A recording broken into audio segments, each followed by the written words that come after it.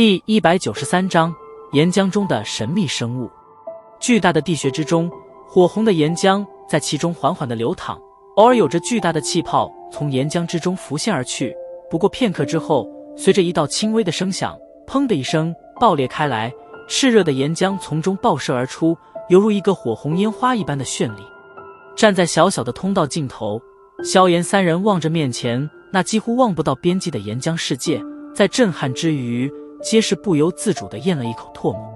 没想到在石墨城之外的地底之下，居然隐藏着这么一个恐怖的地方。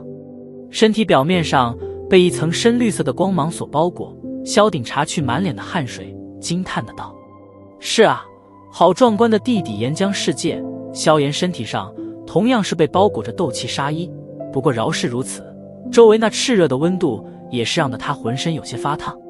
这下怎么走？这里已经没有路了，而且我修炼的是木属性功法，刚好被火属性能量克制，若不是我具备着5星斗师的实力，我想我也走不到这里来。不过这里已经是我的极限了。萧鼎冲着萧炎苦笑道。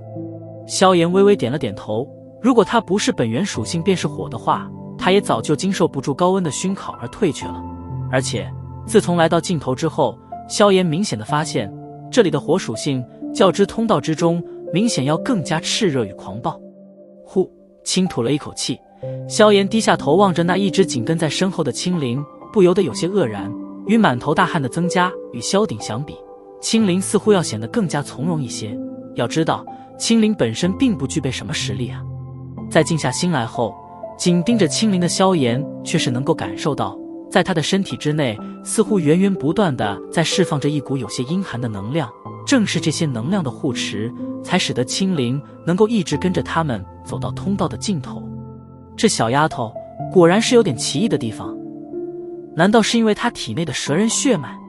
可即使是一名真正的蛇人来到这种地方，也只会哀嚎着选择撤退吧。眉头微微皱了皱，萧炎心中有些疑惑。现在你想怎么办？萧鼎望着面前翻滚的岩浆世界，偏头问道。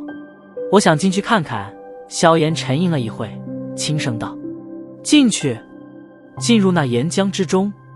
这里可没有路啊，难道你还想游过去不成？闻言，萧鼎脸色微变，轻声斥道。哼，自然不可能游过去，这里的温度连钢铁都能融化，更别说我了。萧炎笑着摇了摇头，将背上的玄重尺取下，然后收进纳戒之中，身体微颤，紫云一猛地自背后弹射而出。这是？望着萧炎背后忽然弹出来的双翼，萧鼎眼瞳微缩，瞬间后惊骇的道：斗气化翼，斗王？这怎么可能？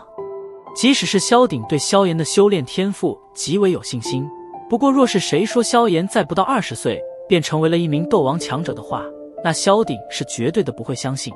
要知道，整个加玛帝国的斗王强者加起来也不会超过20之数，那些强者哪个不是名震一方的强者？可从没听说过有什么人能够在20之前有这般成就。瞧得萧鼎那惊骇的神色，萧炎轻笑着摇了摇头，手掌轻轻地抚摸着那略带着些紫色的紫云翼，微笑道：这可不是斗气化翼，只是一种极为罕见的飞行斗技而已，飞行速度可远远不及真正斗气所凝聚而出的双翼，不过至少能飞便是。听得萧炎的解释，萧鼎这才轻松了一口气，目光泛着许些怪异地盯着萧炎，道：你这小家伙究竟还隐藏着多少秘密？笑着摇了摇头，萧炎岔开话题的道：待会我单独进去看看，大哥你带着青灵就先原路回去吧。等等，就算你有这双翼的相助，可这地穴里面的温度也是极其恐怖，以你的实力怎么可能在里面坚持太久？急忙伸出手来拦住萧炎。萧鼎谨慎的道：呵呵，相信我吧，不会出事的。萧炎轻笑道，皱着眉头紧盯着萧炎。好片刻后，萧鼎无奈的点了点头，道：小心点，若是有变故赶紧出来。微笑着点了点头。萧炎刚欲转身行动，一只冰凉的小手却是忽然的拉住了他。少爷，等等，岩浆里面似乎藏着什么东西。青灵紧紧地抓住萧炎，碧绿的眸子盯着那一望无际的火红岩浆之中，急声道：“闻言，萧炎与一旁的萧鼎皆是微微一怔，旋即目光赶忙在岩浆之中扫过，可却并未发现除了一些巨石之外的任何其他物体。青灵，你感觉到了什么？在这种险地，即使是萧炎有着要老护身，也不敢太过大意，当下赶忙凝重地询问道。在那岩浆里面，似乎有着什么东西存在着，我能感觉到它的一点点隐晦的气息，它很强。青灵目光死死地盯着不断翻滚的岩浆某处，碧绿的眸子中浮现着点点幽光，犹如是穿透了岩浆的阻碍，看见了其下所隐藏的神秘东西一般。有活物！萧炎面容一惊，在这种炽热的几乎可以融化钢铁的熔浆之中，居然有着活物，这实在是让的萧炎有些难以置信。难道这就是半年前让你感应到的那股气息？萧鼎微皱着眉头，望着翻滚着气泡的岩浆流，沉声问道。不是，那股气息比他要更强。青灵摇了摇头道，他的实力比杀之佣兵团的罗布要强上一些。青灵比划了一下小手，轻声说道，他一直生活在石墨城中，见到过的最强者便是大斗士级别的罗布，所以也只能拿他来做比较。比罗布要强一些。萧炎呢喃了一声，声音在那一些之上稍微的重了点。从青灵的这种比较之中，萧炎能够勉强的猜出岩浆中隐藏的东西的大致实力。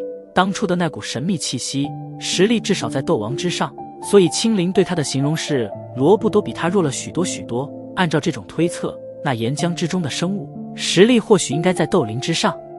当然，这只是萧炎的一种猜测，究竟靠不靠谱，他自己也是不太清楚。